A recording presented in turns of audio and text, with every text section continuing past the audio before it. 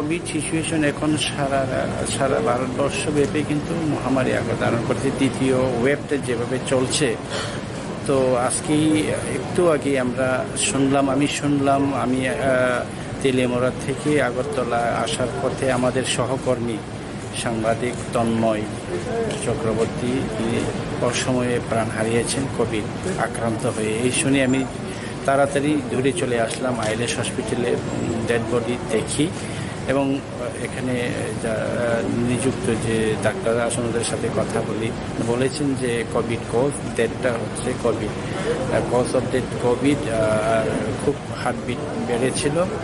এরপরে উনি হার্ট অ্যাটাকে মারা গেছেন, কিন্তু মারা যাওয়ার বয়স হয়নি তন্ময়ের সাথে আমরা অনেক দিন ধরেই আমাদের ব্যক্তিগত সম্পর্ক এবং আমাদের সহকর্মী।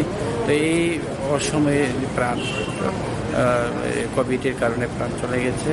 তো আমরা পরিবারের সাথে আমরা আছি, পরিবার মানে এই দুঃখের সময়ে আমরা সবাই যারা আমরা সহকর্মী আছি, সাংবাদিক আছি, যদিও আমার পেশা একজন অন্য দায়িত্বে আছে, তবুও আমাদের সহকর্মী এভাবে অকালে প্রাণ হারিয়েছে। আমাদের এই দুঃখের সময়ে সবার সাথে থাকার জন্য আমি চলে এসেছি এবং আমি আবেদন রাখবো সবাইকে যেন এই প্যান্ডামিক সিচুয়েশন সবাই যেন একটু সতর্ক থাকে, মাস্ক ব্যবহার করে, আর এই জনসমাগম একটু ডিস্টেন্স মেনটেন করে এবং কোভিডের যে গাইডলাইন ওইটা মেনে চলার জন্য সবাই যেন। ঠিক।